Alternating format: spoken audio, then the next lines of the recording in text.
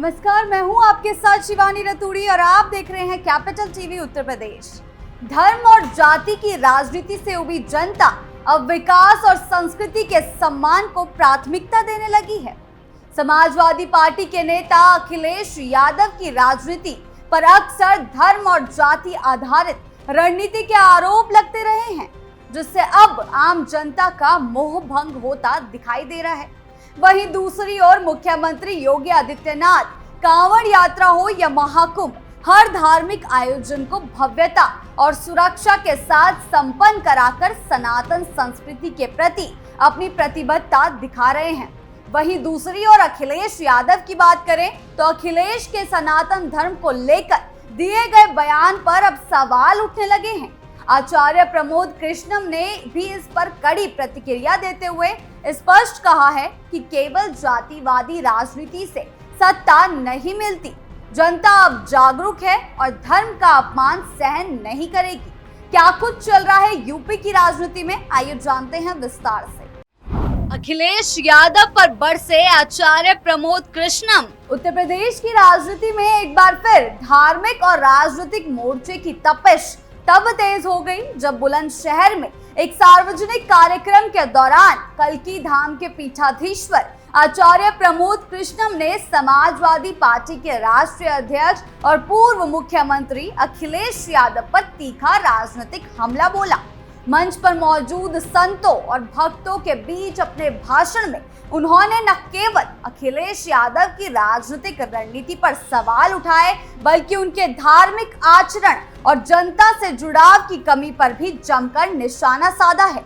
आचार्य प्रमोद कृष्णम ने सीधे शब्दों में कहा है कि अखिलेश यादव दूसरों को सलाह देना बंद करें और पहले ये बताएं कि सावन के पवित्र महीने में कितने कांवड़ियों के पांव उन्होंने दबाए हैं। यह बयान एक धार्मिक मंच से आया है जरूर, लेकिन उसका सियासी असर सीधा सीधा अखिलेश यादव की छवि और 2027 के विधानसभा चुनाव की तैयारी पर पड़ा है। जी हां, आचार्य ने आगे कहा है कि मुख्यमंत्री योगी आदित्यनाथ आज कांवड़ियों पर पुष्प वर्षा कर रहे हैं, उनका सम्मान कर रहे हैं। यह एक उदाहरण है जो स्वतंत्र भारत के बाद पहली बार किसी मुख्यमंत्री ने पेश किया है। उन्होंने यह भी जोड़ दिया कि अब जब अखिलेश यादव 2027 की बात करते हैं तो जनता को याद दिलाना जरूरी है कि 2017 में भी वह राहुल गांधी के साथ गठबंधन कर 2 लड़कों की जोड़ी लेकर आए थे, लेकिन उस जोड़ी का क्या हश्र हुआ वह पूरा देश जानता है। सत्ता की चाबी जनता के पास होती है और उसे जीतने के लिए दिलों में उतरना पड़ता है। जातियों को बांटकर, धर्म के नाम पर नफरत फैलाकर या ईडीए पीडीए जैसे जुमलों से चुनाव नहीं जीते जा सकते, ऐसा आचार्य का कहना है। अब नहीं चलेगी जाति की राजनीति। इस मौके पर आचार्य प्रमोद कृष्णम ने बेहद गंभीर लहजे में यह भी कहा है कि आज का समय राष्ट्रवाद और सनातन धर्म के उत्थान का है।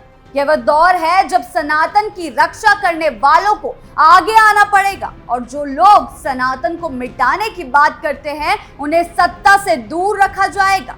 उन्होंने साफ कहा कि यदि आप सनातन को ललकारेंगे और उसी समय सत्ता पाने की योजना भी बनाएंगे तो ये दोनों चीजें साथ नहीं चल सकती। ये बयान न केवल अखिलेश यादव के बयानों पर कटाक्ष था, बल्कि उन सभी राजनीतिक ताकतों को संदेश था जो हिंदू धर्म के प्रतीकों को चुनावी मुद्दों में नहीं जोड़ना चाहते हैं। जी हां, और धार्मिक निरपेक्षता की आड़ में सनातन पर सवाल उठाते हैं।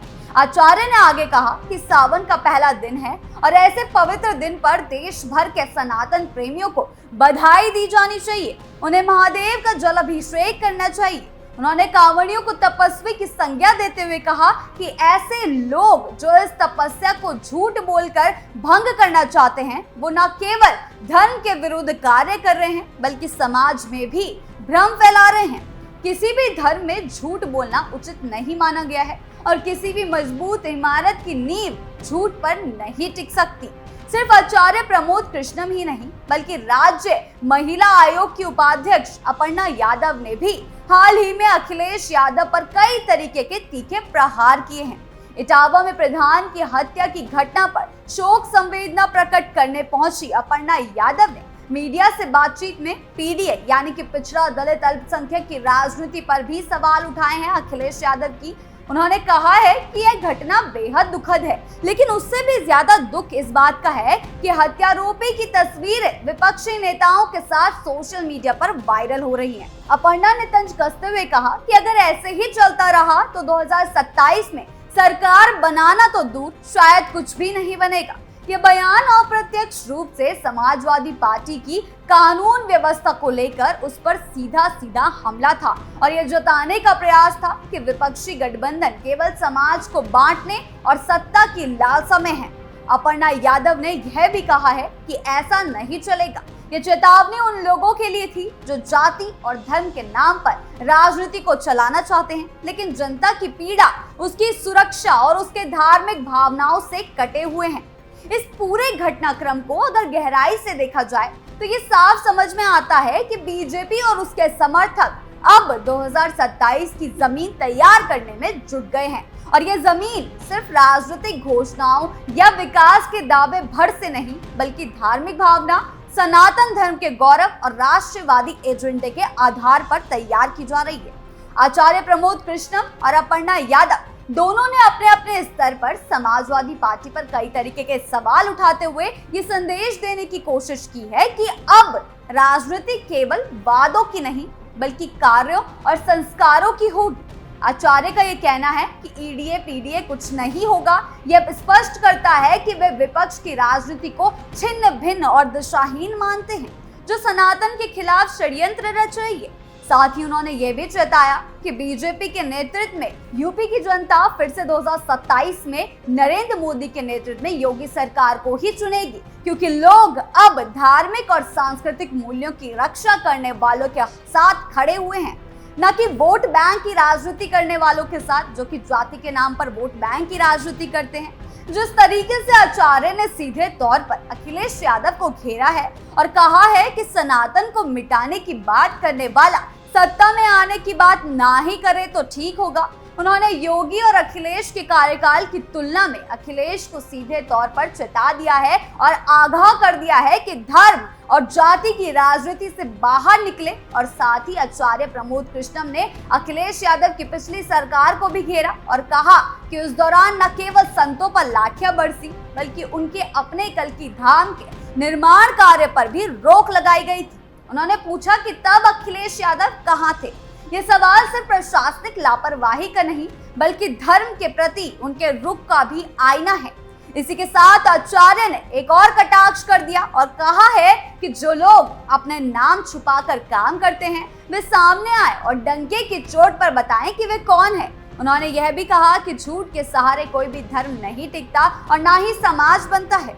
ये बयान उन तमाम नेताओं और संगठनों के लिए था जो राजनीतिक फायदे के लिए किसी भी हद तक जाने को तैयार रहते हैं। कुल मिलाकर आचार्य प्रमोद कृष्णम ने अखिलेश यादव को धार्मिक और सामाजिक दोनों ही मोर्चों पर घेरा और यह जताया कि सनातन धर्म और राष्ट्रवाद अब राजनीतिक विमर्श का केंद्र होंगे। अपर्णा यादव का पीडीए पर हमला और विपक्षी नेताओं से आरोपी की तस्वीरें सार्वजनिक होना ये संकेत देती है कि आगामी चुनाव न केवल विकास बनाम भ्रष्टाचार या हिंदू बनाम मुस्लिम पर होंगे, बल्कि एक व्यापक सामाजिक और धार्मिक नैरेटिव पर आधारित होंगे।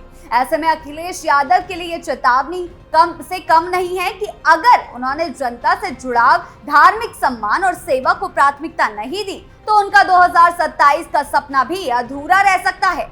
वहीं भाजपा इस मौके को भुनाने में कोई कसर नहीं छोड़ रही। वह न केवल अखिलेश के बयानों का विरोध कर रही है, बल्कि उनकी नीतियों को विफल और समाज को विभाजित करने वाला बता रही है। ये पूरा घटनाक्रम बताता है कि अब यूपी की सियासत धर्म और संस्कृति के मोर्चे पर निर्णायक होने वाली है। जी हाँ, जिसमें जनता का मन जीतना सबसे जरूरी होगा, सिर्फ घोषणाओं से नहीं, बल्कि सेवा, सम्मान और सच्चाई से। एक बात स्पष्ट रूप से उभर कर सामने आती है कि उत्तर प्रदेश की राजनीति अब केवल सत्ता के समीकरणों और गठबंधन की जोड़ तोड़ तक सीमित नहीं रह गई, बल्कि ये धर्म, संस्कृति, आस्था और जन भावनाओं से गहराई से जुड़ गई है। आचार्य प्रमोद कृष्णम और अपर्णा यादव के तीखे बयानों ने साफ कर दिया है कि आगामी 2027 का चुनाव महज दलों की ताकत की परीक्षा नहीं होगा, बल्कि यह एक वैचारिक संघर्ष भी होगा। जनता केवल वादों से नहीं बल्कि आचरण से नेताओं को परखेगी। ऐसे में जो दल और नेता जनता के दिलों में जगह बनाने में सफल होंगे, वही आगामी दौर की राजनीति पर राज करेंगे। जिस तरीके से अखिलेश पर सवाल दागे जा रहे हैं, तो अब ये समय उनके लिए आत्मचिंतन करने का हो गया है। आपको क्या लगता है, हमें कमेंट सेक्शन में जरूर बताएं। वीडियो अच्छी लगी हो तो लाइक शेयर करें और चैनल को सब्सक्राइब करना ना भूलें। नमस्कार।